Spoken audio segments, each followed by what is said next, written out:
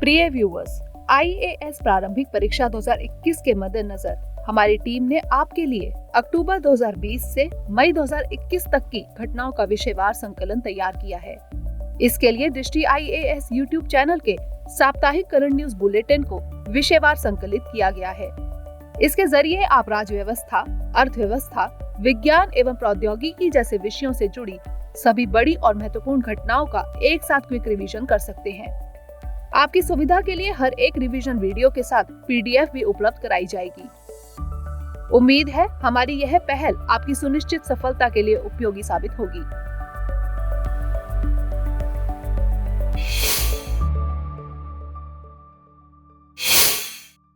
IIT Guwahati के वैज्ञानिकों की एक टीम ने आर्द्र हवा से पानी निकालने की एक तकनीक विकसित करने का दावा किया है।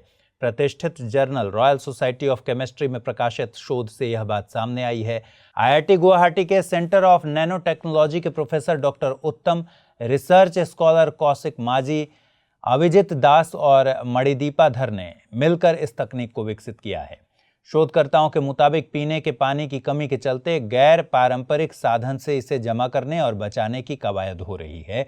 शोधकर्ताओं का मानना है कि ऐसे क्षेत्रों में जहां पानी की कमी है, वहां के पौधे और छोटे जीव खुद ही नमी वाली हवा से पानी निकालने और अपनी ज़रूरतें पूरी करने में सक्षम होते हैं। इसी की तर्ज पर आगे बढ़ते हुए वैज्ञानिक नमी वाली हवा से पानी निकालने की तकनीक पर काम कर रहे हैं। इस तरह की वाटर हार्वेस्टिंग तकनीक को कॉन्सेप्ट ऑफ हाइड्रोफोबिसिटी कहते हैं। शोधकर्ताओं के मुताबिक हाइड्रोफोबिसिटी की अवधारणा को कमल के पत्ते को देखकर समझा जा सकता है। कमल का पत्ता जल विकर्षक होता है क्योंकि पत्ते की सतह और पानी की छोटी बूंद के बीच फंसी हुई हवा की एक परत होती है जो बूंद के पत्ते से फिसलने का कारण बनती है। इसलिए नमी वाली हवा से पानी जैसे ही दूर जाने की कोशिश करता है, यह तकनीक उसे पकड़कर अपने काम में ले आती है। पिछले दिनों भारत ने 2 पृथ्वी 2 बैलिस्टिक मिसाइलों का सफलतापूर्वक परीक्षण किया। ओडिशा में बालासोर के पूर्वी तट से इन मिसाइलों का परीक्षण किया गया।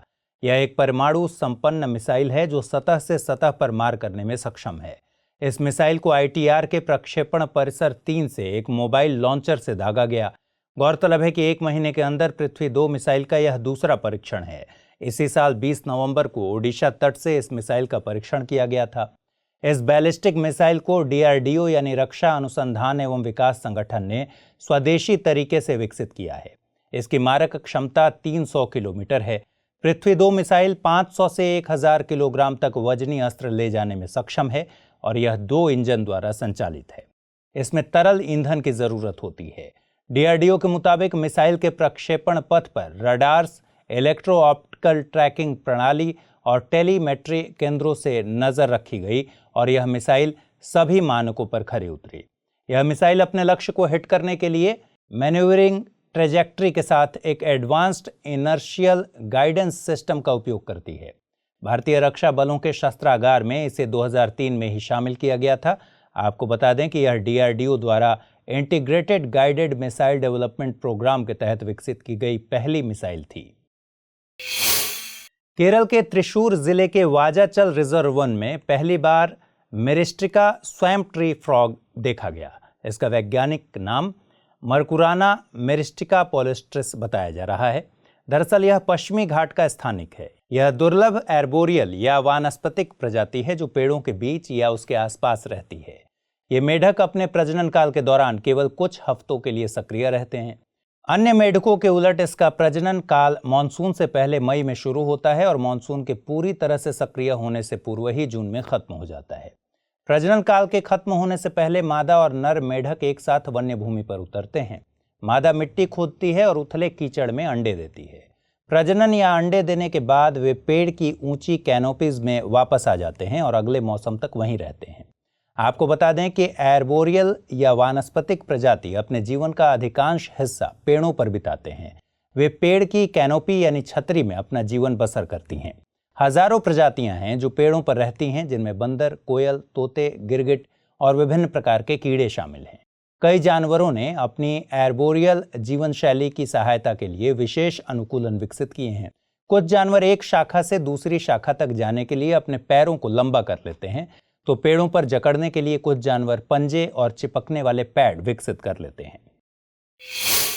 कोविड-19 संक्रमण के बाद लोगों में म्यूकरमाइकोसिस नामक फंगल संक्रमण के सबूत मिले हैं। डॉक्टरों की एक टीम ने इस बात का दावा किया है। उनके मुताबिक कोरोना संक्रमण के कारण रोगी की प्रतिरक्षा क्षमता कमजोर हो जाती है, जो उन्हें फंगल संक्रमण के प्रति अधिक संवेदनशील बनाती है। यह आमतौर पर उन लोगों को होता है जिन्हें स्वास्थ्य संबंधी समस्याएं होती हैं या जो ऐसी दवाएं लेते हैं जिनसे शरीर की रोग प्रतिरोधक क्षमता कम हो जाती है। इसका संचरण सांस या पर्यावरण में मौजूद बीजाणुओं के शरीर में चले जाने के कारण होता है। उदाहरण के लिए बीजाणु सांस के जरिए हवा से शरीर में प्रवेश कर फेफड़ों या साइनस, जो कि मानव चेहरे के अंदर नाक के आसपास की हड्डियां होती हैं, उन्हें संक्रमित कर सकते हैं। म्यूकरमाइकोसिस का संचरण मानव से मानव तथा मानव और पशुओं के बीच नहीं होता। इसके सामान्य लक्षणों में चेहरे में एक तरफ सूजन और सुन्नता, सांस लेने में कठिनाई, सिर दर्द, पेट में दर्द, बुखार आदि शामिल हैं। म्यूकरमाइकोसिस को ब्लैक फंगस या ज़ाइगोमाइकोसिस के नाम से भी जाना जाता है। यह एक गंभीर लेकिन रेयर फंगल संक्रमण है जो म्यूकरमाइसिटिस नामक फफूंद के कारण होता है। म्यूकरमाइसिटिस कवकों का एक समूह है जो म्यूकरमाइकोसिस का कारण बनता है। पर्यावरण में विशेष रूप से मिट्टी और कार्बनिक पदार्थों जैसे पत्तियों, खाद के ढेर, पशुओं के गोबर आदि में इनकी मौजूदगी होती है। उधर केरल में मलेरिया परजीवी के एक दुर्लभ प्रकार प्लाज्मोडियम ओवल का पता चला है। इसके लक्षणों की पहचान एक सैनिक में की गई। ऐसा माना जा रहा है कि यह सैनिक सूडान में इस रोग से प्रभावित हुआ है, जो प्लाज्मोडियम ओवल का स्थानिक क्षेत्र माना जाता है। दरअसल प्लाज्मोडियम ओवल मलेरिया परजीवी के 5 प्रकारों में से एक है। इसके अलावा Plasmodium falciparum, Plasmodium vivax, Plasmodium malaria और प्लाज्मोडियम नॉलेसी अन्य 4 प्रकार हैं। प्लाज्मोडियम ओवल के लगभग 20% परजीवी कोशिका की तरह अंडाकार होते हैं, इसलिए इसे ओवल कहा जाता है। विशेषज्ञों के मुताबिक ये परजीवी व्यक्ति के स्प्लीन या लिवर में लंबे समय तक रह सकते हैं। दरअसल मच्छर के काटने के सालों बाद भी यह परजीवी व्यक्ति के अंदर रह सकता है और लंबे समय बाद इसके लक्षण प्रकट होते हैं। प्लाज्मोडियम ओवल मलेरिया उष्णकटिबंधीय पश्चिमी अफ्रीका के लिए स्थानिक है। वैज्ञानिकों के मुताबिक यह परजीवी अफ्रीका के बाहर सामान्य रूप से नहीं पाया जाता है। यह परजीवी फिलीपींस, इंडोनेशिया और पापुआ न्यू गिनी में भी पाया गया है, लेकिन इन क्षेत्रों में अभी भी अपेक्षाकृत कम है। हालांकि इस परजीवी के घातक होने की बात से विशेषज्ञों ने इनकार किया है। विश्व स्वास्थ्य संगठन ने हाल ही में ग्लोबल हेल्थ एस्टीमेट्स 2019 जारी किया। रिपोर्ट के मुताबिक पिछले 20 सालों में मौत की सबसे बड़ी वजह हृदय रोग है, लेकिन रिपोर्ट में चिंता जताई गई है कि हालिया वर्षों में इस मृत्यु दर में इजाफा हुआ है। रिपोर्ट का दावा है कि कुल 16% मौतों के लिए हृदय रोग जिम्मेदार होता है। इसके चलते होने वाली मौतों की संख्या वर्ष 2000 के बाद से 2 मिलियन से बढ़कर 2019 में लगभग 9 मिलियन हो गई है। रिपोर्ट के अनुसार डायबिटीज और अल्जाइमर दुनिया में होने वाली मौतों के शीर्ष 10 कारणों में शामिल हैं। 2000 से 2019 के बीच वैश्विक स्तर पर डायबिटीज से होने वाली मौतों में 70% का इजाफा हुआ है। वहीं अमेरिका और यूरोप में 2019 में होने वाली मौतों की तीसरी सबसे बड़ी वजह अल्जाइमर रही। रिपोर्ट के मुताबिक दुनिया में शीर्ष 10 में से 7 मौतें गैर संचारी रोग के कारण होती हैं। वहीं निम्न आय वाले देशों में मृत्यु के शीर्ष 10 कारणों में से 6 का कारण अभी भी संचारी रोग हैं। इनमें मलेरिया का 6ठा, तपेदिक का 8वां और एड्स का 9वां स्थान है। हालांकि रिपोर्ट ने इस बात पर संतोष जताया है कि एड्स और टीबी से दुनिया भर में होने वाली मौतों में गिरावट आई है। वर्ष 2000 में एड्स मृत्यु का 8वां प्रमुख कारण था, जो 2019 में 19वें स्थान पर पहुंच गया है। अफ्रीका में वर्ष 2000 में 10 लाख से ज्यादा लोगों की मौतें एड्स से हुई थी, लेकिन 2019 में यहां आंकड़ा घटकर 4,35,000 हो गया है। वहीं टीबी से होने वाली मौतों के मामले में 30% की गिरावट का अनुमान है। टीबी वर्ष 2000 में मौत का 7वां बड़ा कारण था, जो 2019 में 13वें पायदान पर चला गया। आपको बता दें कि ग्लोबल हेल्थ एस्टीमेट्स दुनिया के सभी क्षेत्रों में बीमारियों और चोटों के कारण होने वाली मौतों और स्वास्थ्य की हानि का व्यापक व तुलनात्मक मूल्यांकन करता है। इस रिपोर्ट में इस्तेमाल किए गए आंकड़े वर्ष 2000 से 2019 के बीच की अवधि के हैं। यूनाइटेड किंगडम में नोवेल कोरोना वायरस के एक नए स्वरूप का पता चला है। खबरों के मुताबिक यह बेहद तेजी से फैल रहा है। इस म्यूटेटिव यानी उत्परिवर्ती वायरस की पहचान N51Y के रूप में की गई है और इसके चलते स्पाइक प्रोटीन में म्यूटेशन यानी उत्परिवर्तन की संभावना व्यक्त की जा रही है। इसकी पहचान कोविड-19 जेनोमिक्स यूके द्वारा की गई है। यह स्वरूप नोवेल कोरोना वायरस SARS-CoV-2 के स्पाइक प्रोटीन में कई म्यूटेशन, साथ ही साथ RNA वायरस के अन्य जीनोमिक क्षेत्रों में उत्परिवर्तन का परिणाम है। प्रारंभिक विश्लेषण से पता चलता है कि पहले प्रसारित वायरस की तुलना में यह अधिक तेजी से फैलता है। कोरोना वायरस का स्पाइक प्रोटीन ही वह घटक है जो मानव प्रोटीन के साथ मिलकर संक्रमण की प्रक्रिया शुरू करता है। यह परिवर्तन संभवतः वायरस के व्यवहार को प्रभावित कर सकता है, जिसमें वायरस की संक्रमण क्षमता, गंभीर बीमारी के लिए उत्तरदायी होना अथवा टीकों द्वारा विकसित प्रतिरक्षा प्रक्रिया को निष्प्रभावी करना शामिल है। स्पाइक प्रोटीन के एक हिस्से में एकल न्यूक्लियोटाइड परिवर्तन हुआ है, इसलिए यह रोग की जैविकी या निदान को प्रभावित नहीं करेगा। कोविड-19 जीनोमिक्स UK के मुताबिक स्पाइक प्रोटीन में इससे पहले लगभग 4000 बार म्यूटेशन हो चुका है। इसका D614G स्वरूप अपने पूर्ववर्तियों की तुलना में मानव शरीर में प्रवेश करने में अधिक सफल रहा। दूसरा 20AEU1 था, जो स्पेन से लेकर पूरे यूरोप में बड़ी तेजी से फैला। गौरतलब है कि स्पाइक प्रोटीन एक अत्यधिक ग्लाइकोसिलेटेड और large type 1 transmembrane fusion protein है, जो 1160 से 1400 अमीनो एसिड से बना होता है। हालांकि यह वायरस के प्रकार पर निर्भर करता है, वहीं म्यूटेशन यानी उत्परिवर्तन का तात्पर्य वायरस के आनुवंशिक अनुक्रम में परिवर्तन से है। इसरो यानी भारतीय अंतरिक्ष अनुसंधान संगठन ने देश के 42वें संचार उपग्रह का प्रक्षेपण किया। CMS-01 नामक एक संचार उपग्रह को आंध्र प्रदेश के सतीश धवन अंतरिक्ष केंद्र से प्रक्षेपित किया गया। इसका प्रेक्षण पोलर सैटेलाइट लॉन्च व्हीकल यानी PSLV C50 के जरिए किया गया। CMS-01 एक संचार उपग्रह है जिसकी परिकल्पना विस्तारित C बैंड आवृत्ति स्पेक्ट्रम में सेवाएं प्रदान करने के लिए की गई है। इसके कवरेज क्षेत्र में भारतीय मुख्य भूमि के साथ अंडमान और निकोबार तथा लक्षद्वीप समूह शामिल होंगे। इस उपग्रह का जीवन काल 7 साल से अधिक होने की संभावना जताई गई है। उपग्रह को पूर्व निर्धारित सब GTO यानी उप जियो स्टेशनरी ट्रांसफर ऑर्बिट में प्रविष्ट कराया गया। इसकी दिशा और स्थिति में कुछ बदलावों के साथ इसे जियो सिंक्रोनस ऑर्बिट में अपने निर्दिष्ट स्लॉट में स्थापित किया जाएगा। इसरो के मुताबिक यह उपग्रह GSAT-12 का स्थान लेगा और इसकी सेवाओं को बढ़ाएगा। GSAT-12 इसरो द्वारा बनाया गया एक संचार उपग्रह है जो टेली एजुकेशन, टेलीमेडिसिन और ग्राम संसाधन केंद्रों के लिए विभिन्न संचार सुविधाएं मुहैया कराता है। आपको बता दें कि PSLV C51 इसरो का अगला विशेष मिशन होगा। यह भारत सरकार द्वारा घोषित अंतरिक्ष सुधार कार्यक्रम के तहत देश का पहला उपग्रह होगा। भारत सरकार ने पिछले दिनों E20 ईंधन अपनाए जाने पर जन प्रतिक्रिया को आमंत्रित किया। सड़क परिवहन एवं राजमार्ग मंत्रालय ने एक मसौदा अधिसूचना प्रकाशित कर इससे होने वाले उत्सर्जन मानकों पर लोगों के सुझाव मांगे हैं। दरअसल E20 ईंधन के तहत गैसोलीन में 20% इथेनॉल को मिलाकर उसे ऑटोमोटिव ईंधन के तौर पर इस्तेमाल किया जाता है। मौजूदा वक्त में इथेनॉल सम्मिश्रण का मान्य स्तर 10% है। हालांकि भारत वर्ष 2019 में केवल 5.6% तक के स्तर पर ही पहुंच सका था।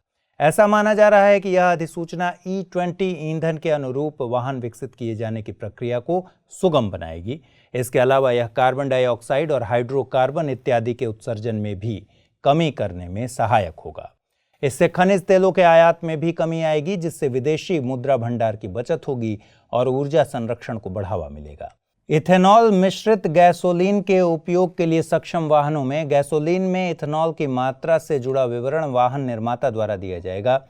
इस संबंध में वाहन पर एक स्पष्ट दिखाई देने वाला स्टिकर प्रदर्शित किया जाएगा। आपको बता दें कि इथेनॉल एक सामान्य बाय प्रोडक्ट है जो कृषि फीड स्टॉक जैसे मकई, भांग, आलू आदि से बनता है। इसका उपयोग फ्लेक्सी ईंधन वाहनों में जैव ईंधन के रूप में किया जा सकता है। इथेनॉल गैसोलीन की तुलना में ज्यादा उपयोगी है क्योंकि मकई जैसी फसलों के बागान जैसे जैसे बढ़ते हैं वे वातावरण से कार्बन डाइऑक्साइड को अवशोषित करते जाते हैं। हालांकि यह ईंधन भी जलने पर कार्बन डाइऑक्साइड छोड़ता है, लेकिन कुल वृद्धि तुलनात्मक रूप से कम होती है। आंध्र प्रदेश के पश्चिम गोदावरी जिले के एलुरु शहर में एक रहस्यमयी रोग का पता चला है। खबरों के मुताबिक एलुरु शहर का लगभग 70% से ज्यादा हिस्सा इस रोग से प्रभावित है। लिहाजा आंध्र प्रदेश सरकार ने अखिल भारतीय आयुर्विज्ञान संस्थान नई दिल्ली और Indian institute of chemical technology Hyderabad से इस रोग के कारणों का पता लगाने के लिए एक दीर्घकालिक अध्ययन करने का अनुरोध किया है। एम्स के एक अध्ययन में कम से कम 45 मरीजों के ब्लड सैंपल में लेड और निकल पाया गया। यह रिपोर्ट एक संभावित कारण के रूप में खाने में ऑर्गेनोक्लोरीन के इस्तेमाल की बात करती है और इसकी उपस्थिति के लिए कीटनाशकों के उपयोग की संभावना को जताती है। दरअसल एलुरु को गोदावरी और कृष्णा दोनों नदियों से नहरों के जरिए पानी मिलता है। यह नहरें कृषि क्षेत्रों से गुजरती हैं जहां कीटनाशक अपवाह के साथ नहरों के जल में मिल जाते हैं। अध्ययन में कहा गया है कि मरीजों के रिश्तेदारों के रक्त के नमूनों में लेड के निशान पाए गए हैं, इसलिए दीर्घकालिक अध्ययन की जरूरत है। शरीर में ऐंठन, मिर्गी और चक्कर आना इसके शुरुआती लक्षण के रूप में सामने आए हैं। इस रोग से पुरुष, महिलाएं और यहां तक कि छोटे बच्चे भी ग्रसित हो सकते हैं। इस रोग के कारण एक व्यक्ति की मृत्यु हो गई और लगभग 550 लोग अस्पतालों में भर्ती हैं।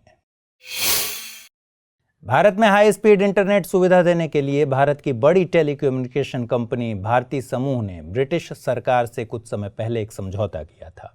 समझौते के मुताबिक भारतीय ग्रुप और ब्रिटिश सरकार को संयुक्त रूप से एक ब्रॉडबैंड सैटेलाइट टेलीकम्युनिकेशन कंपनी का स्वामित्व ग्रहण करना था।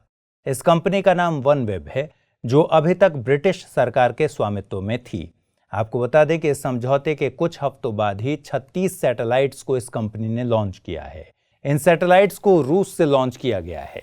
जानकारी के मुताबिक इन सैटेलाइट्स की लॉन्चिंग से 2022 की मध्यावधि तक भारत में हाई स्पीड इंटरनेट की पैठ और ज्यादा मजबूत होने की उम्मीद है। इसके अलावा वैश्विक स्तर पर लो लेटेंसी कनेक्टिविटी भी मजबूत होगी। यहाँ लेटेंसी का मतलब किसी डेटा को एक नेटवर्क के जरिए अपने गंतव्य तक पहुंचने में लगने वाले समय से है। आपको बता दें कि इन सभी 36 सैटेलाइट्स को लो अर्थ ऑर्बिट में भेजा गया है। लो अर्थ ऑर्बिट पृथ्वी की सतह के सबसे नजदीक होता है। पृथ्वी की सतह से इसकी न्यूनतम ऊंचाई 160 किलोमीटर है, जबकि अधिकतम ऊंचाई 1000 किलोमीटर तक होती है। लो अर्थ ऑर्बिट में जो सैटेलाइट्स भेजे जाते हैं उन्हें पृथ्वी के पास किसी एक खास मार्ग का अनुसरण नहीं करना होता, जबकि जियो स्टेशनरी ऑर्बिट में सैटेलाइट्स को हमेशा पृथ्वी के विषुवत मार्ग का अनुसरण करना होता है।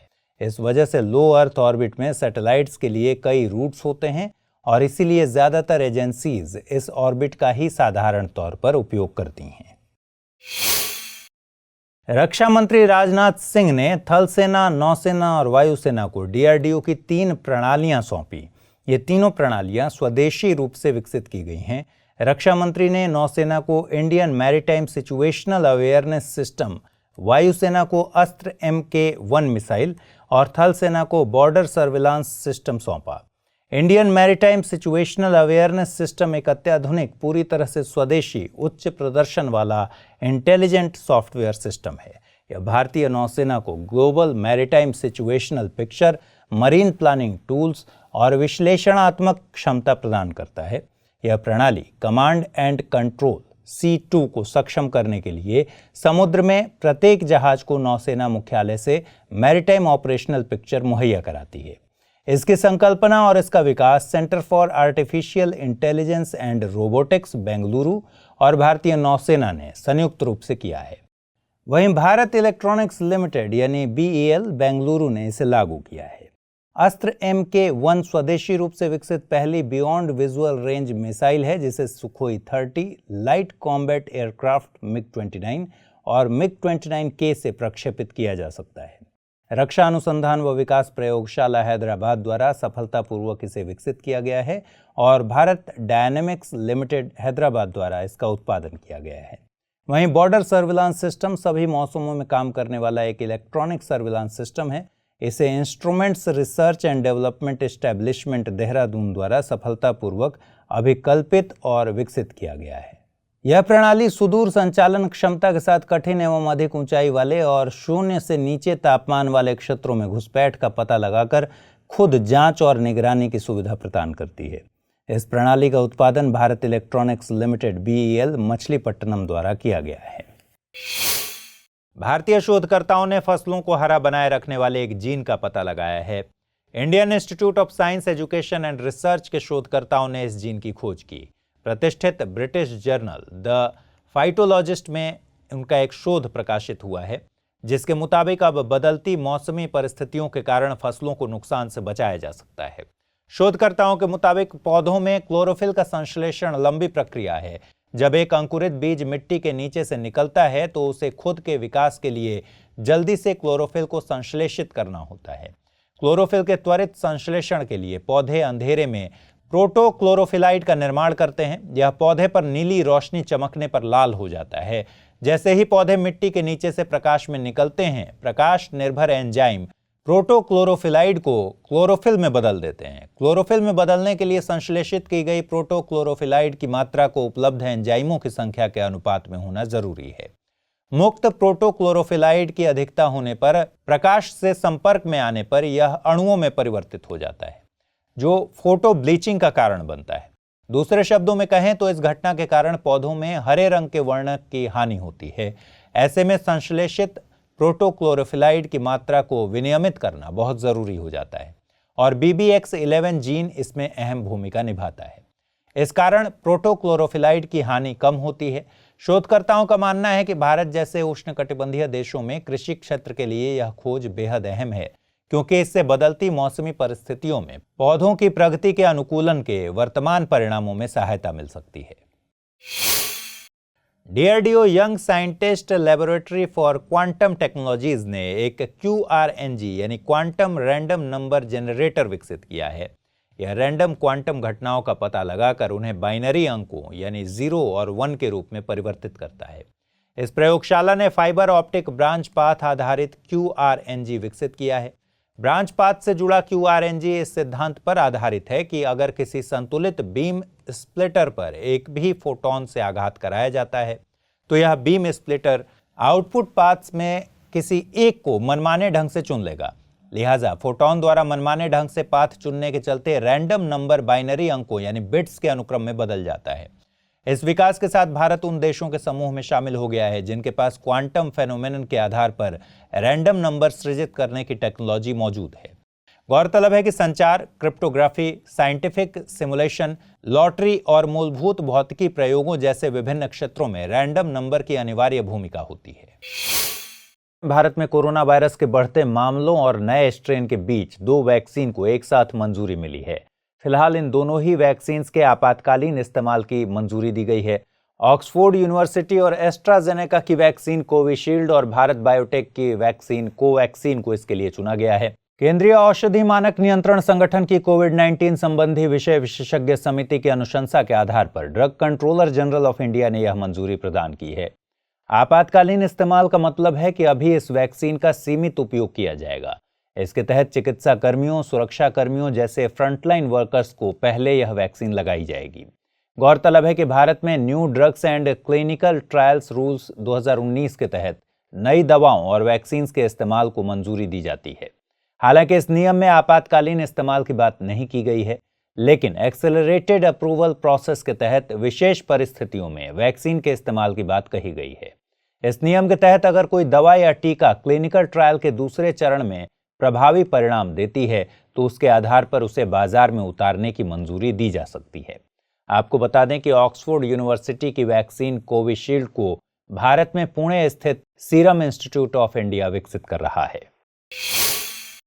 हाल के कुछ दिनों में देश के कुछ राज्यों में बर्ड फ्लू के मामलों में तेजी देखी गई है। दरअसल पिछले दिनों हिमाचल प्रदेश में करीब 2000 प्रवासी पक्षी मारे गए। इस घटना के पीछे जानकारों ने एवियन इन्फ्लुएंजा या H5N1 वायरस की बात कही है। इस घटना के बाद बर्ड फ्लू के खतरे को देखते हुए मध्य प्रदेश, हिमाचल प्रदेश, केरल और राजस्थान को हाई अलर्ट पर रखा गया है। इन राज्यों में पक्षियों को मारने के आदेश दिए गए हैं। केरल ने तो बर्ड फ्लू के बढ़ते मामलों को देखकर इसे राज्य आपदा घोषित किया है। इस पूरी स्थिति को मद्देनजर रखते हुए केंद्रीय मत्स्य पालन, पशुपालन एवं डेयरी मंत्रालय ने कुछ दिशा निर्देश जारी किए हैं। ये निर्देश सरकार के 2015 के नेशनल एवियन इन्फ्लुएंजा प्लान के तहत जारी किए गए हैं। एवियन इन्फ्लुएंजा, जिसे बर्ड फ्लू भी कहा जाता है, एक तरह की वायरल डिजीज है जो इन्फ्लुएंजा टाइप ए वायरस के कारण होता है। इस वायरस के कई स्ट्रेन हैं, जैसे H5N1, H7N9, H5N8, जिनमें से कुछ के चलते पक्षियों के अंडा उत्पादन में कमी हो सकती है और कुछ के कारण उनकी मौत तक हो सकती है। यह वायरस पक्षियों से स्तनपायियों में फैल सकता है। कुछ मामले पोल्ट्री उद्योग के चलते इंसानों में भी देखने को मिले हैं। आपको बता दें कि 2005 में पशुपालन और डेयरी विभाग ने इन्फ्लुएंजा को कंट्रोल करने के लिए एक एक्शन प्लान तैयार किया था, जिसे 2006, 2012, 2015 और 2021 में रिवाइज किया गया। इस बीमारी को रोकने के मकसद से राज्यों को दिशा निर्देश देने के लिए यह प्लान बनाया गया था ताकि राज्य सरकारें बर्ड फ्लू का प्रिवेंशन, कंट्रोल और कंटेनमेंट कर सकें। प्रधानमंत्री श्री नरेंद्र मोदी ने हाल ही में नेशनल मेट्रोलॉजी कॉन्क्लेव 2021 का उद्घाटन किया। इस मौके पर उन्होंने नेशनल एनवायरमेंट स्टैंडर्ड लेबोरेटरी की आधारशिला भी रखी। साथ ही नेशनल एटॉमिक टाइम स्केल और भारतीय निर्देशक द्रव्य प्रणाली राष्ट्र को समर्पित किया। नई दिल्ली स्थित वैज्ञानिक एवं औद्योगिक अनुसंधान परिषद नेशनल फिजिकल लेबोरेटरी ने अपने 75वें स्थापना दिवस के मौके पर इस कॉन्क्लेव का आयोजन किया। कॉन्क्लेव का मुख्य विषय metrology for the inclusive growth of the nation था। गौरतलब है कि national atomic time scale 2.8 nanosecond की सटीकता के साथ इंडियन स्टैंडर्ड टाइम बताने में सक्षम है। अब भारतीय मानक समय 3 नैनोसेकंड से भी कम अवधि की सटीकता के साथ अंतर्राष्ट्रीय मानक समय के अनुरूप हो गया है। इससे अत्याधुनिक प्रौद्योगिकी के क्षेत्र में काम करने वाली इसरो जैसी संस्थाओं को मदद मिलने की उम्मीद है। इस उपलब्धि से बैंकिंग, रेलवे, रक्षा, स्वास्थ्य, दूरसंचार, मौसम की भविष्यवाणी और इसी तरह के कई अन्य क्षेत्रों को बहुत लाभ होगा। वहीं भारतीय निर्देशक द्रव्य प्रणाली भारतीय उत्पादों की गुणवत्ता में सुधार करने में मदद करेगी। इस प्रणाली के सर्टिफाइड रेफरेंस मटेरियल सिस्टम के जरिए भारी धातुओं, कीटनाशकों, औषध और कपड़ा उद्योग क्षेत्र को गुणवत्तापूर्ण उत्पाद तैयार करने में मदद मिलेगी। मौजूदा वक्त में भारत सरकार भारतीय निर्देशक द्रव्य प्रणाली के जरिए भारतीय प्रौद्योगिकी, भौतिक विज्ञान, आयुष, खाद्य और कृषि को सहयोग देने पर ध्यान केंद्रित कर रही है। सरकार ने मन बनाया है कि वह जल्द से जल्द 2013 की विज्ञान, प्रौद्योगिकी एवं नवाचार नीति को खत्म कर नई नीति लागू करेगी। सरकार ने इसके लिए ड्राफ्ट भी तैयार कर लिया है। इसे हाल ही में पब्लिक कमेंट्स और सजेशंस के लिए जारी भी किया गया है। सरकार ने इस बात पर काफी जोर दिया है कि देश विदेश में जो भी शोध होते हैं या जो भी साइंटिफिक डेटा हैं, उन तक आम लोगों की पहुंच होनी चाहिए। इसके लिए सरकार ने योजना बनाई है कि वह दुनिया भर की बड़ी वैज्ञानिक और शोध पत्रिकाओं का सब्सक्रिप्शन लेगी। सरकार इन सब्सक्रिप्शंस के लिए लोगों तक डेटा की पहुंच सुनिश्चित करना चाहती है। इसके लिए नीति में एक राष्ट्र एक सब्सक्रिप्शन की बात कही गई है। बता दें कि पॉलिसी में FAIR यानी फेयर टर्म का इस्तेमाल किया गया है, यानी यह साइंटिफिक डेटा लोगों के लिए फेयर, एक्सेसिबल, इंटरऑपरेबल और रीयूजेबल होगा। डेटा तक पहुंचने में लोगों के सामने जो दिक्कतें आएंगी, उसके लिए ऑनलाइन लर्निंग प्लेटफॉर्म की व्यवस्था होगी। लेकिन डेटा तक पहुंच के चलते अगर किसी व्यक्ति की निजता का हनन होता है या राष्ट्रीय सुरक्षा को खतरा होता है या फिर बौद्धिक संपदा अधिकारों का उल्लंघन होता है, तो सरकार डेटा को संशोधित कर पेश कर सकती है या जारी करने वाली संस्था का नाम छुपा सकती है। नीति में आगे कहा गया है कि डेटा एक्सेस के लिए हमें एक national science, technology and innovation observatory की जरूरत होगी, जो कि एक सेंट्रल रिपोजिटरी के तौर पर काम करेगी। पॉलिसी में विज्ञान और शोध को इस तरह आगे बढ़ाने पर बल दिया गया है कि यह आत्मनिर्भर भारत अभियान के लक्ष्यों को पाने में हमारे लिए मददगार हो। शोध और विकास क्षेत्र में किस तरह निवेश को बढ़ाया जाए, इस पर सरकार ने हाइब्रिड फंडिंग मॉडल के साथ जाने का फैसला लिया है। इसके लिए नीति में एडमायर यानी एडवांस्ड मिशंस इन इनोवेटिव रिसर्च इकोसिस्टम पहल का जिक्र है। खासतौर पर निजी क्षेत्र को प्रोत्साहित करने के लिहाज से स्ट्रेटेजिक टेक्नोलॉजी डेवलपमेंट फंड बनाने का उल्लेख भी है। DRDO और भारतीय नौसेना ने गोवा के अपतटीय क्षेत्र में हवा से गिराए जाने वाले कंटेनर सहायक NG का पहला सफल परीक्षण किया। इसे IL-38 SD विमान से गिराया गया। रक्षा मंत्रालय के मुताबिक सहायक NG अपने ही देश में निर्मित और विकसित तथा हवा से गिराया जाने वाला पहला कंटेनर है। 50 किलोग्राम तक वजनी सहायक NG GPS से लैस है। यह परीक्षण भारतीय नौसेना द्वारा अपनी ऑपरेशनल लॉजिस्टिक्स क्षमताओं को बढ़ाने और उन जहाजों को अहम इंजीनियरिंग उपकरण मुहैया कराने के लिए आयोजित किया गया था, जो तट से 2000 किलोमीटर से ज्यादा दूरी पर तैनात हैं। इससे उपकरण और दूसरे जरूरी सामानों को इकट्ठा करने के लिए जहाजों के तट के करीब आने की जरूरत नहीं रहेगी। सहायक NG को विकसित करने में DRDO की 2 लैब्स NSTL विशाखापत्तनम और ADRDE आगरा तथा निजी कंपनी अवेंटल का अहम योगदान है। आपको बता दें कि सहायक NG कंटेनर किसी हेवी एयरक्राफ्ट से नीचे गिराया जा सकता है और यह सहायक MK1 का एडवांस वर्जन है। भारत ने अंटार्कटिका के लिए 40वां वैज्ञानिक अभियान लॉन्च किया। 5 जनवरी को इसे गोवा से रवाना किया गया। इस अभियान दल में 43 लोग शामिल हैं। चार्टर्ड आइस क्लास पोत MV वासिली गोलोविनिन के जरिए यह यात्रा 30 दिनों में पूरी होगी। 40 सदस्यों की टीम को अंटार्कटिका में छोड़ने के बाद यह पोत अप्रैल माह में भारत लौट आएगा। वापसी पर इससे पहले गई शीतकालीन टीम को भी यह वापस लाएगा।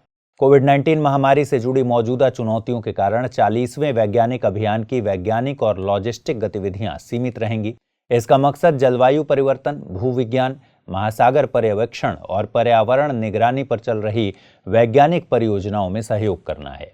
लिहाजा इसके जरिए वहां पर भोजन, ईंधन, रसद और अतिरिक्त उपकरणों की फिर से आपूर्ति सुनिश्चित करने की कोशिश की जा रही है। आपको बता दें कि भारतीय अंटार्कटिक अभियान 1981 में शुरू हुआ था। पहला अभियान दल डॉक्टर SZ कासिम के नेतृत्व में गया था। भारतीय अंटार्कटिक कार्यक्रम ने अब तक अंटार्कटिका में दक्षिण गंगोत्री, मैत्री और भारती नाम से 3 स्थायी अनुसंधान बेस स्टेशन बनाने का श्रेय हासिल कर लिया है। मौजूदा वक्त में अंटार्कटिका में 2 अनुसंधान स्टेशन मैत्री और भारती काम कर रहे हैं। National centre for polar and ocean research Goa पूरे भारतीय अंटार्कटिक कार्यक्रम का प्रबंधन करता है। CSIR और NIIST यानी national institute for interdisciplinary science and technology single use plastic को लेकर एक साथ आए हैं। NIIST के वैज्ञानिकों ने कृषि अवशेषों और बाई प्रोडक्ट से प्लेट, कटलरी और कप सहित बायोडिग्रेडेबल टेबलवेयर के निर्माण के लिए एक तकनीक विकसित की है। खाद्य प्रसंस्करण क्षेत्रों से पर्यावरण में भारी मात्रा में कृषि अवशेष या उपोत्पाद डिस्पोज किए जाते हैं। NIIST के मुताबिक सिंगल यूज प्लास्टिक के विकल्प के तौर पर इन कचरों का उपयोग बड़ा अवसर मुहैया कराता है। दरअसल प्राथमिक कृषि अवशेषों को फसलों की कटाई के दौरान एक बाई प्रोडक्ट के रूप में प्राप्त किया जाता है, जबकि द्वितीयक कृषि अवशेष कटाई के बाद के प्रसंस्करण से निकलते हैं। NIIST के मुताबिक विकसित किए गए बायोडिग्रेडेबल टेबलवेयर को 6 माह तक सुरक्षित रखा जा सकता है, जिसका ताप प्रतिरोध 100 डिग्री सेल्सियस तक का होता है। लिहाजा विकसित उत्पाद सिंगल यूज प्लास्टिक के विकल्प के रूप में आदर्श समझा जाता है। इसकी जरूरत इसलिए भी महसूस की जा रही है कि अब तक उत्पादित प्लास्टिक का महज 9% ही रिसाइकिल किया जा सका है। वहीं लगभग 60% प्लास्टिक को प्राकृतिक वातावरण या लैंडफिल में डिस्पोज किया गया है और सेहत तथा पर्यावरण पर इसके गंभीर प्रभाव पड़ते हैं। हाल ही में भारत के पूर्वोत्तर राज्य अरुणाचल प्रदेश में वैनेडियम नामक धातु की मौजूदगी के पुख्ता सबूत मिले हैं। जियोलॉजिकल सर्वे ऑफ इंडिया द्वारा की जा रही खोज के दौरान वैनेडियम के भंडार का पता चला। भूवैज्ञानिकों ने जल्द ही वैनेडियम को प्राप्त कर लेने का भरोसा जताया है। अरुणाचल प्रदेश में पापुम पारे जिले के डेपो और तमांग क्षेत्रों में पैलियो प्रोटेरोजाइक युग की कार्बोनेशियस फाइलाइट चट्टानों में वैनेडियम के होने की जानकारी मिली है। भारत में वैनेडियम के प्राथमिक निक्षेप पर यह पहली रिपोर्ट है। अरुणाचल प्रदेश में मिला वैनेडियम भूगर्भीय रूप से चीन में मिलने वाले स्टोन कोल वैनेडियम के समान है। वैनेडियम की यह व्यापक मौजूदगी 16% तक के निश्चित कार्बन वाले ग्रेफाइट से जुड़ी है। भूवैज्ञानिकों ने डेपो क्षेत्र में 6 किलोमीटर से अधिक की लंबाई तक लगभग 7 मीटर मोटे कार्बोनेशियस फाइलाइट की 2 पट्टियों की खोज की। इससे राज्य के अन्य क्षेत्रों में भी वैनेडियम के होने की उम्मीद बढ़ी है। गौरतलब है कि भारत वैनेडियम का एक महत्वपूर्ण उपभोक्ता देश है, लेकिन इसे रणनीतिक धातु का प्राथमिक उत्पादक देश नहीं है।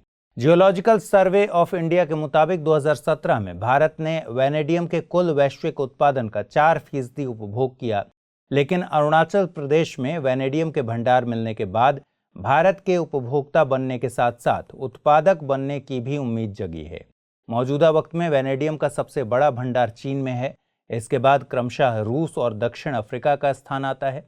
आपको बता दें कि वैनेडियम एक दुर्लभ तत्व है जो आमतौर पर प्रकृति में मुक्त तत्व के रूप में नहीं मिलता। यह एक ट्रांजिशन मेटल है जो कठोर, सिल्की, ग्रे, मुलायम और लचीला होता है। उधर atomic minerals directorate for exploration and research के हालिया सर्वेक्षणों में कर्नाटक में लिथियम संसाधनों की मौजूदगी का पता चला है। कर्नाटक के मांड्या जिले के मार्लागाला अल्लापट्टना क्षेत्र में इसका पता चला।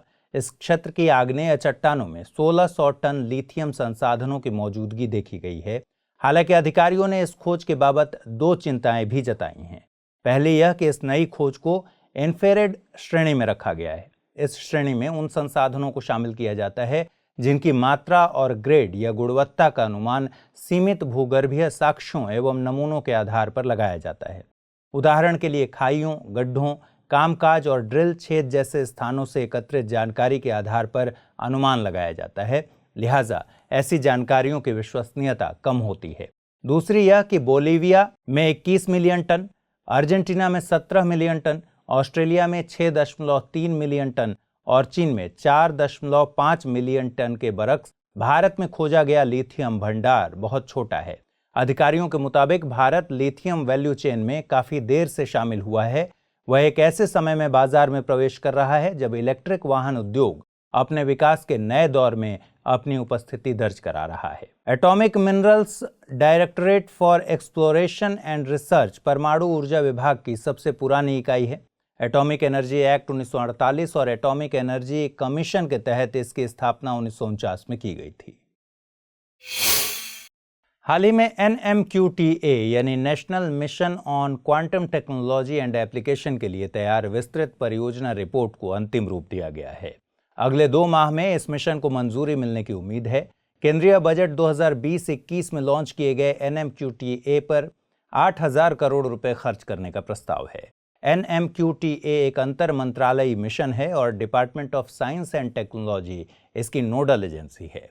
क्वांटम टेक्नोलॉजी की अहमियत को समझते हुए विज्ञान और प्रौद्योगिकी विभाग ने क्वेस्ट यानी quantum enabled science and technology नामक एक कार्यक्रम की शुरुआत की। इससे संबंधित अनुसंधानों में तेजी लाने के लिए 200 करोड़ रुपए के बजट की व्यवस्था की गई। इस मिशन का मकसद दूसरी क्वांटम क्रांति के बीच क्वांटम कंप्यूटिंग से जुड़ी तकनीकों का विकास करना और अमेरिका तथा चीन जैसे देशों की फहरिस्त में भारत को शामिल कराना है। आपको बता दें कि क्वांटम प्रौद्योगिकी क्वांटम मैकेनिक्स के सिद्धांतों पर आधारित है, जिसमें क्वांटम इंटेंगलमेंट और क्वांटम सुपरपोजिशन शामिल हैं। इस क्रांतिकारी तकनीक के पहले चरण ने प्रकाश और पदार्थ की अंतःक्रिया सहित भौतिक जगत के बारे में हमारी समझ विकसित करने के लिए आधार प्रदान किया और लेजर एवं अर्धचालक ट्रांजिस्टर जैसे आविष्कारों को बढ़ावा दिया। मौजूदा वक्त में क्वांटम टेक्नोलॉजी की एक दूसरी क्रांति देखी जा रही है, जिसका मकसद कंप्यूटिंग के क्षेत्र में क्वांटम मैकेनिक्स के गुणों का प्रयोग करना है। देश में क्वांटम कंप्यूटिंग लैब की स्थापना किए जाने की चर्चा है। केंद्रीय इलेक्ट्रॉनिकी और सूचना प्रौद्योगिकी मंत्रालय ने इस बाबत जानकारी दी है। यह देश में अपनी तरह की पहली क्वांटम कंप्यूटिंग एप्लीकेशन लैब होगी। इस लैब का विकास अमेजन वेब सर्विसेज के साथ मिलकर किया जाएगा। क्वांटम कंप्यूटिंग के विकास से जुड़े शोधकर्ताओं, वैज्ञानिकों और एकेडमिक्स के लोगों को इस लैब के जरिए एक तकनीकी परिवेश मुहैया कराया जाएगा। सरकार के मुताबिक यह लैब क्वांटम कंप्यूटिंग के क्षेत्र में मौजूद समस्याओं की पहचान करने के लिए केंद्र और राज्य सरकारों के अलावा रिसर्च संस्थानों से भी इनपुट्स लेगी। इसमें शोध कार्यों को आगे बढ़ाने के लिए शोधकर्ताओं से आवेदन आमंत्रित किए जाएंगे। चयनित आवेदकों को अमेजन द्वारा दी जाने वाली क्वांटम कंप्यूटिंग सेवा के तहत कंप्यूटिंग हार्डवेयर और शोध से जुड़े प्रोग्रामिंग उपकरण निःशुल्क प्रदान किए जाएंगे। अमेजन की इस क्वांटम कंप्यूटिंग सेवा को अमेजन ब्रैकेट कहा जाता है। मस्तिष्क की धमनियों की सूजन को ठीक करने और हृदय के छेद के इलाज के लिए देश को जल्दी ही स्वदेशी उपकरण मिलेगा। इसके लिए Shri Chitra Tirunal institute for medical sciences and technology और पुणे स्थित बायोरेड मेडिसिस के बीच समझौता हुआ है। प्रौद्योगिकीय हस्तांतरण से जुड़े इस समझौते में 2 बायोमेडिकल प्रत्यारोपण उपकरणों आर्ट्रियल सेप्टल डिफेक्ट अक्लूडर और इंट्राकेनियल फ्लो डायवर्टर स्टेंट पर सहमति बनी है। श्री चित्रा तिरुनल इंस्टीट्यूट ने नेशनल एरोस्पेस लैबोरेटरीज बेंगलुरु के साथ मिलकर निकेल और टाइटेनियम से बने सुपर इलास्टिक मिश्र धातु का उपयोग कर दोनों उपकरण विकसित किए हैं। आर्ट्रियल सेप्टल डिफेक्ट ऑक्लूडर हृदय के छेद के बेहतर इलाज को संभव बनाता है और आसपास के ऊतकों को कम से कम नुकसान पहुंचाता है। वहीं intracranial flow diverter stents Bharat में पहली बार निर्मित किए गए हैं। एक नए ब्रेडिंग पैटर्न के जरिए उपकरण को लचीला बनाया गया है। यहाँ पर ब्रेडिंग पैटर्न से आप ये समझ सकते हैं जैसे 3 या अधिक महीन बालों को एक पर एक करके एक दूसरे से बांधना। इस उपकरण में रेडियोधर्मी दृश्यता के लिए रेडियो ओपेक मार्कर की सुविधा भी है। भारत डायनेमिक्स लिमिटेड और ब्रिटिश कंपनी थेल्स ने Starstreak air defence system पर साझेदारी में काम करने के लिए एक टीम अनुबंध पर दस्तखत किए हैं। ये दस्तखत Starstreak air defence system पर साझेदारी के मकसद से किए गए हैं। यह समझौता भारत और यूके दोनों सरकारों के समर्थन से हुआ है। भारत डायनेमिक्स लिमिटेड इस समझौते के जरिए यूके आर्म्ड फोर्सेज के साथ स्टार स्ट्रेक वैश्विक आपूर्ति श्रृंखला का एक हिस्सा बन जाएगा। अपने ग्लोबल आउटरीच के एक हिस्से के तौर पर Bharat dynamics limited make in India mission को आगे बढ़ाने के लिए विदेशी कंपनियों के साथ समझौते की कोशिश कर रहा है। इस समझौते से भारत डायनेमिक्स लिमिटेड को भारतीय सशस्त्र बलों के लिए स्टार स्ट्रेक मिसाइल प्रणाली की पेशकश करने का मौका मिलेगा। इसमें कम से कम 60% सामग्री स्वदेशी होगी। साथ ही मेक इन इंडिया कार्यक्रम के तहत सिस्टम को डिजाइन और विकसित भी किया जाएगा। यह समझौता यूके और भारत के बीच औद्योगिक सहयोग के अवसर को भी खोलेगा। इससे दोनों देशों के उद्योगों के बीच निकट सहयोग और सह विकास की उम्मीद जताई जा रही है। आपको बता दें कि स्टार स्ट्रेक मिसाइल प्रणाली ब्रिटिश सेना में सेवा में है और दुनिया भर में रक्षा बलों ने इसकी खरीद की है। यह अपनी श्रेणी की सबसे तेज मिसाइल है और 3 लेजर गाइडेड डार्ट से लैस है। यह किसी भी हवाई लक्ष्य यहां तक कि धातु सुरक्षा कवच से लैस हेलीकॉप्टर्स को भी भेदने की क्षमता रखता है। जियो हैजार्ड मैनेजमेंट को लेकर सड़क परिवहन एवं राजमार्ग मंत्रालय और डीआरडीओ एक साथ आए हैं। दोनों ने हाल ही में एक एमओयू फ्रेमवर्क पर दस्तखत किए। यह एमओयू सस्टेनेबल जियो हैजार्ड मैनेजमेंट विषय में तकनीकी के आदान प्रदान को बढ़ाने में मदद करेगा। एमओयू के दौरान दोनों निकायों के अधिकारी इस बात पर सहमत हुए कि वे एवलांचेज और भूस्खलन जैसी घटनाओं पर होने वाली जांच को साझा करेंगे। वहीं दोनों निकाय राष्ट्रीय राजमार्गों और सुरंगों के मामले में सस्टेनेबल मिटिगेशन मेजर्स की योजना भी बनाएंगे। साथ ही इन मिटिगेशन मेजर्स के इम्प्लीमेंटेशन की निगरानी पर भी बात की गई है।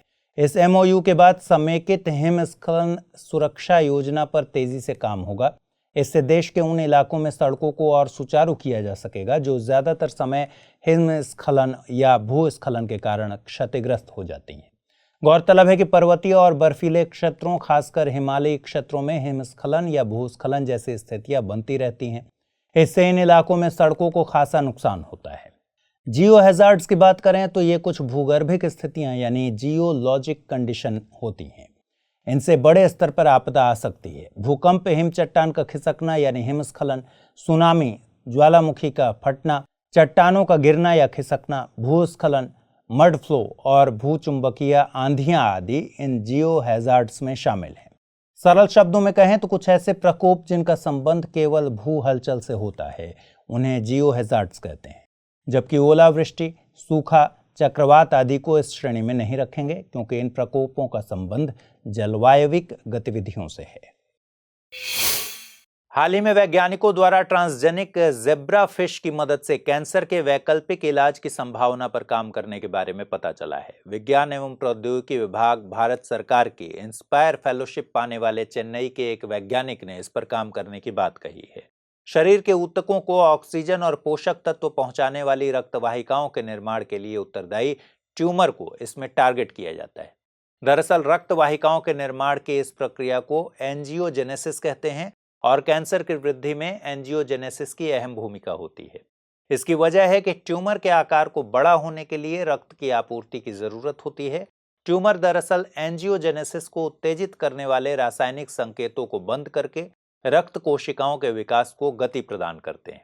ट्यूमर के आकार में वृद्धि और उसके गंभीर होने का मुख्य कारण एंजियोजेनेसिस का डीरेगुलेशन है।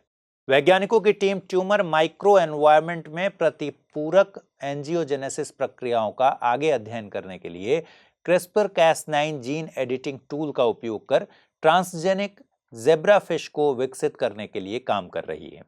2 प्रकार के एंजियोजेनेसिस और उनकी आणविक प्रक्रियाओं के बीच बायोमॉलिक्यूल्स में मात्रात्मक बदलाव का विश्लेषण ट्रांसजेनिक ज़ेब्रा फिश मॉडल का उपयोग करके किया जाएगा। इस परियोजना के अगले चरण में ट्रांसजेनिक या क्रिस्पर-Cas9 एडिटेड ज़ेब्रा फिश प्लेटफॉर्म का उपयोग एंटी या प्रो एंजियोजेनेसिस के रूप में किसी दवा की प्रभावशीलता का अध्ययन करने के लिए किया जा सकता है।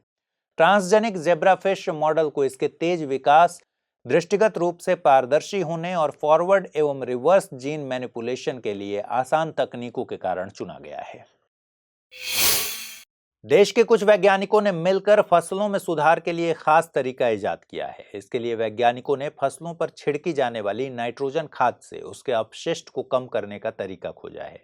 टीम इसके लिए कुछ फिनोटाइप्स या प्रत्यक्ष लक्षणों की पहचान करने में सफल रही है। ये फिनोटाइप्स ही फसलों में NUE यानी नाइट्रोजन यूज एफिशिएंसी को निर्धारित करते हैं। नाइट्रोजन यूज एफिशिएंसी किसी पौधे की वह क्षमता है जिसके जरिए वह नाइट्रोजन का सदुपयोग करता है। आपको बता दें कि किसी फसल पर जितनी नाइट्रोजन खाद छिड़की जाती है उसका केवल 30% हिस्सा ही फसलें इस्तेमाल में ले पाती हैं। इसके अलावा बचा हुआ भाग पर्यावरण में मुक्त हो जाता है, जिससे जलवायु और मानव स्वास्थ्य को नुकसान होता है। दरअसल नाइट्रोजन यूज एफिशिएंसी इस्तेमाल किए गए नाइट्रोजन और हार्वेस्ट किए गए नाइट्रोजन का अनुपात होता है। इसका मान जितना अधिक होगा अपशिष्ट उतना ही कम होगा। फसलों में नाइट्रोजन उर्वरकों के इस्तेमाल की बात करें तो इसमें धान की फसलें सबसे आगे हैं। अगर वैज्ञानिक धान की फसलों में NUE को सुधारने में सफल होते हैं तो न केवल इससे नाइट्रोजन उर्वरकों की बचत होगी बल्कि उत्सर्जन में भी कमी आएगी। भारत में नाइट्रस ऑक्साइड के उत्सर्जन पर नजर डालें तो इसमें कृषि की हिस्सेदारी लगभग 70% के आसपास है। इसमें से भी लगभग 77% हिस्सा उर्वरकों खासकर यूरिया से उत्सर्जित होता है।